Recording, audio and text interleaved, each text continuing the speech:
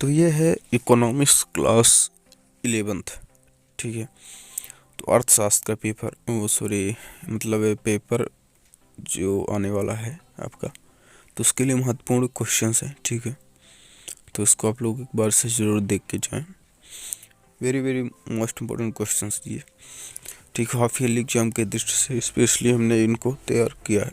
ठीक है, तो अर्थव्यवस्था क्या है, पहला है विज्ञान को स्पष्ट कीजिए। ठीक है, फिर दूसरा है भारत में पूंजी निर्माण की प्रमुख समस्या कौन सी थी, है ना। इसी तरह तीसरा है पूंजीवादी अर्थव्यवस्था की विशेषताएं लिखिए, है ना।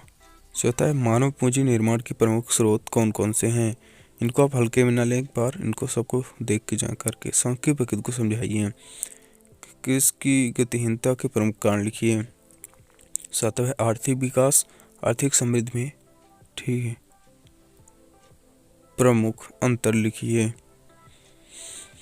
और फिर ये आपका आठवां आर्थिक नियोजन के प्रमुख लक्ष्य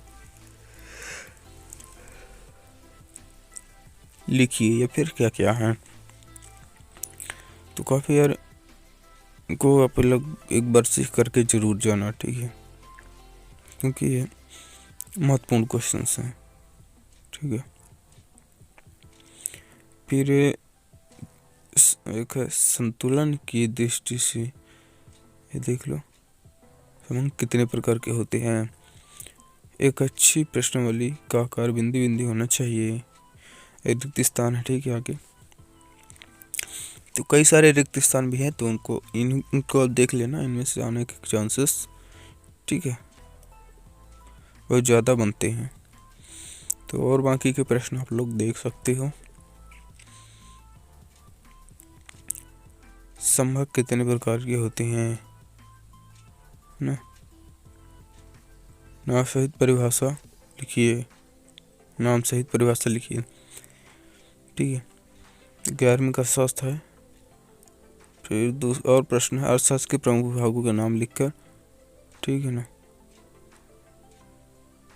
तो ये यार एक बार मैं पहले बता दे रहा हूँ कि आपको इन सबको एक बार कर लेना है। ठीक है, बाकी इनके ही भरोसे आप मत रहिए, आपने जो जिस तरह पढ़ाई कर रहे हैं उसी तरह पढ़िए, बाकी इनको भी एक बार आप देख लेना। अर्थशास्त्र के प्रमुख विभागों के नाम लिखकर परिभाषा लिखिए। द्वितीयक व तृतीयक क्षेत्र को उदाहरण सहित समझाइए। कृषि विविधीकरण का अर्थ लिखिए। कृषि साख से आशय से आप समझाइए, फिर क्या आशय है। ठीक है, फिर है आपका ग्रामीण विकास से अर्थ स्पष्ट कीजिए। जीवन प्रत्यास्था से बताइए। ठीक है,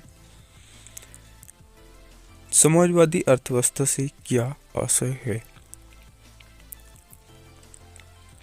फिर आपका आ जाता है आर्थिक नियोजन से रिलेटेड क्वेश्चन, है ना। आर्थिक नियोजन का अर्थ लिखिए। यहाँ पर मैं बता दूं यार, आपको सभी क्वेश्चंस को अटेंड करना है, भले वो आपसे आए या फिर ना आए। नहीं आते हैं फिर भी आपको अपने शब्दों में बना के कुछ भी लिख देना है जो आप जानते हैं, छोड़ना बिल्कुल नहीं है। ठीक है, छोड़ने से अच्छा है कि आप उसमें कुछ लिख कर आएँ, या फिर टीचर ध्यान नहीं देते हैं, कभी कभी पूरे मार्क्स भी मिल जाते हैं। ठीक है, तो इस बात का आपको विशेष ध्यान देना है।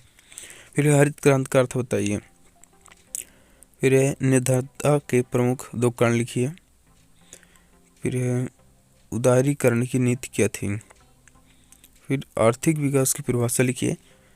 फिर क्वेश्चन आता है वैश्वीकरण किसे कहते हैं, है ना। फिर आर्थिक समृद्धि से क्या आशय है, ये समृद्धि से जो भी है देख लेना। क्वेश्चन आप लोग को पता होगा, आप लोग पढ़ते हैं तो जो मिस्टेक समझ में आ रहे हैं। ठीक है, लिखने में थोड़ा इधर उधर हो जाता है। संख्या अनुसंधान के कितने चरण होते हैं। उत्पादन में किसका सृजन होता है। उपभोग की परिभाषा लिखिए। तो ये वाला पेज हो गया। अगले पेज में बताने जा रहा हूँ आपको, ठीक ना। तो ऐसे हो गया नेक्स्ट यार, और बाकी के क्वेश्चंस यार नेक्स्ट वीडियो या नेक्स्ट पार्ट में लाने की कोशिश करूँगा। बाकी अधिकतर तो क्वेश्चन हमने बता दिए हैं जो कि इम्पोर्टेंट है।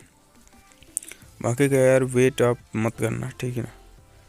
अब इम्पोर्टेंट क्वेश्चन हमने प्रोवाइड कर दिए हैं ज़्यादा से ज़्यादा, तो देखता हूँ अगला आता है कि नहीं। बाकी ठीक है, बाय चांस है सब्सक्राइब करें, बेल आइकन प्रेस करें।